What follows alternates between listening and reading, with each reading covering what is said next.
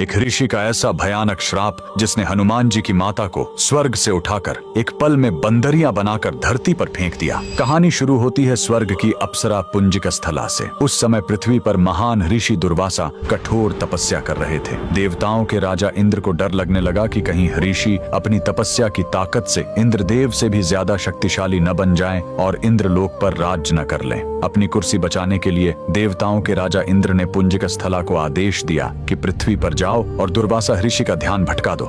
इंद्र के आदेश पर वह ऋषि के आश्रम गई और उनकी तपस्या में बाधा डालने लगी। ऋषि दुर्वासा ने गुस्से में आंखें खोली और उसे श्राप दे दिया। तूने एक चंचल वानर की तरह हरकत की है, जा पृथ्वी पर तेरा चेहरा भी वानर जैसा हो जाएगा। अप्सरा ने रोते हुए ऋषि के पैर पकड़ लिए। तब ऋषि ने दया दिखाई और मुक्ति का उपाय बताया। जिस दिन तुम भगवान शिव के 11वें रुद्र अवतार को जन्म दोगी, तुम वापस अप्सरा बन जाओगी। इसी श्राप के कारण उस अप्सरा ने पृथ्वी पर वानर राज कुंजर के घर बेटी के रूप में जन्म लिया, जिनका नाम अंजना पड़ा। बड़ी होने पर उनका विवाह महान वानर योद्धा केसरी से हुआ, लेकिन श्राप से मुक्ति पाने के लिए उन्हें एक पुत्र की आवश्यकता थी। इसलिए माता अंजना ने हम्पी के इसी अंजनाद्रि पर्वत पर भगवान शिव की घोर तपस्या की। सालों की तपस्या से शिव जी प्रसन्न हुए और वायुदेव के माध्यम से अंजना के गर्भ में दिव्य शक्ति स्थापित की। और तब इसी पहाड़ी पर जन्म हुआ बजरंग बली का। हनुमान जी के जन्म लेते ही माता अंजना का श्राप टूट गया। आज कर्नाटक के हम्पी में स्थित